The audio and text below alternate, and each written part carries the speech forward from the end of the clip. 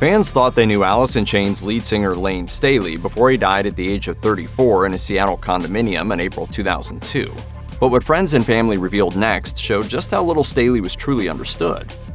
The fact that Staley was a big fan of heavy metal music is a bit of a no-brainer. Before he delved into experimental grunge, Staley fronted a mid-80s metal band called Sleaze, later renamed Alice in Chains. That much is common knowledge. But some fans may not know just how early Staley's love of metal began.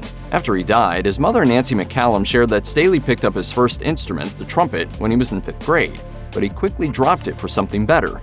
She told Northwest Music Scene, "The drums he loved, and then our neighbor sold him a drum set and he changed his middle name to Thomas." Why Thomas? It was a tribute to one of his favorite musicians, drummer Tommy Lee of the 80s hair metal band Motley Crue.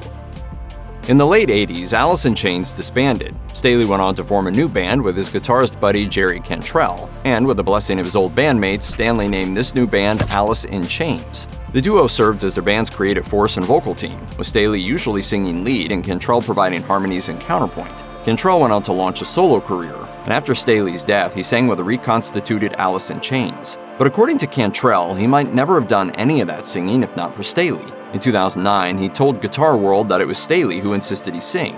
Layne was really responsible for giving me the confidence to become more of a singer. He'd say, "You wrote this song, this means something to you, sing it." He kicked my ass out of the nest. It was a team, and I really miss him a lot. I love him, I miss him terribly. Following Staley's death from an accidental overdose, former Alice in Chains bassist Mike Starr revealed that Staley had once saved his life after Starr overdosed. Starr was dismissed from the band in 1993 due to his substance abuse issues. Just before leaving the band, Starr and Alice in Chains played the Hollywood Rock Festival in Brazil alongside Nirvana. During the trip, Starr spent several hours injecting heroin in a bathroom with Nirvana frontman Kurt Cobain and Cobain's wife Courtney Love. Then he joined Staley for another round of the powerful opiate. In 2010, Starr told Dr. Drew Pinsky, "I went to Layne's room, we shot up, and I OD'd." Starr couldn't remember what happened after that. Staley told him that he'd stopped breathing and didn't have a pulse, and so he tried to revive him by striking him and placing him under a shower. Starr regained consciousness and learned that, according to Staley, he'd been technically dead for a total of 11 minutes. The bassist believed that Staley's actions brought him back to life. Sadly, in 2011, Starr died of a drug overdose. After Mike Starr was fired from Alice in Chains, bassist Mike Inez joined the band. That fall, Alice in Chains played a series of shows in Japan, and Inez later revealed that Staley took the opportunity to explore some alternate career options. During the 2010 Alice in Chains reunion tour, Inez told Revolver that while they were in Tokyo, Staley disappeared during a hiatus between shows. And after a few days, we couldn't find Layne anywhere. We were just like traveling the streets of Tokyo, looking in all the bars for him. They eventually gave up and went into a bar they'd been told was frequented by models. And that's where they found Staley, who said that he just wanted to feel like a regular guy for a while. According to Inez, true story, there's Layne blowing fire behind the bar and being a bartender. So he got a job at a bar for a couple of nights, just to tend bar, and didn't even really tell people who he was.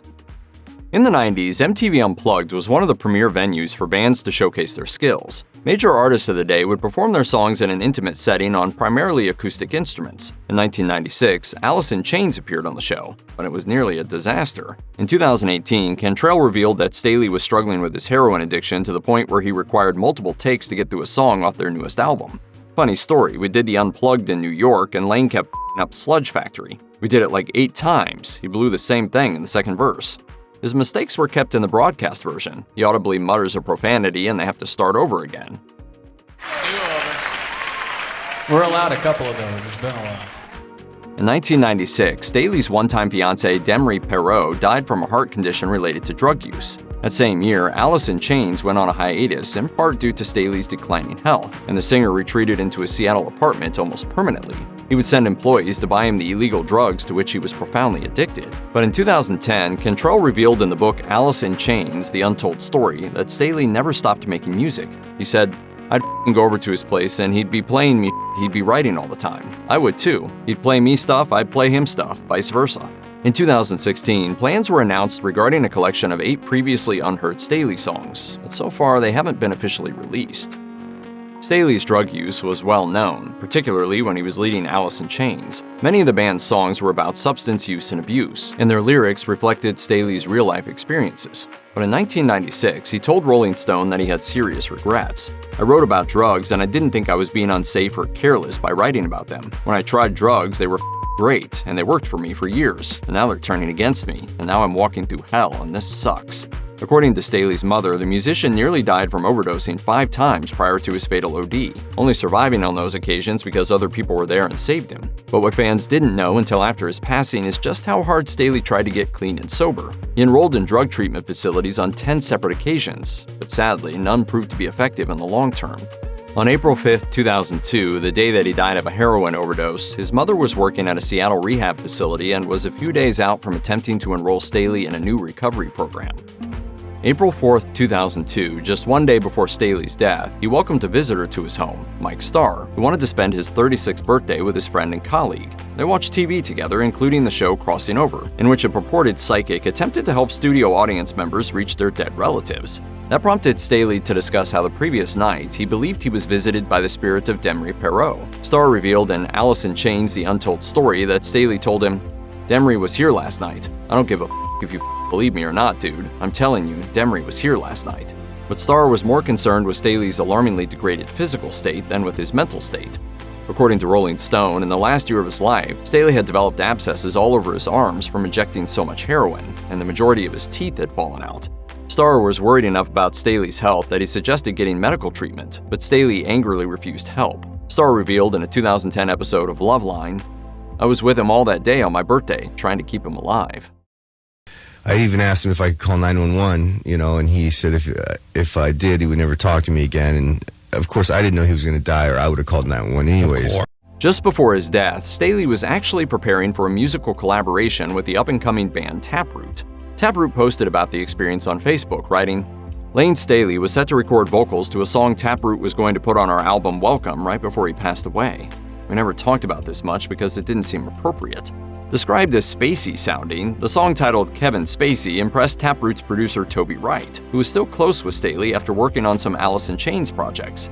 Sadly, though, Staley died before he could prepare any lyrics or record his vocals. The band has since performed the song as an instrumental. The demo Staley received may have been the last song he listened to before he died in 2002. The disc was found inside his condo CD player. In the early 2000s, the increasingly withdrawn Staley only occasionally left his home in Seattle. On April 19, 2002, accountants working for the musician noticed that he hadn't touched his bank accounts in 2 weeks. Alarmed, they contacted Staley's mother, who hadn't seen or spoken to her son in that same period of time. Seattle police escorted her on a wellness check to the condominium, and after breaking down the door, they found Staley's body sitting upright on the couch, amidst drugs and drug paraphernalia. Staley's identity wasn't immediately discernible. An autopsy conducted the next day proved that it was indeed him.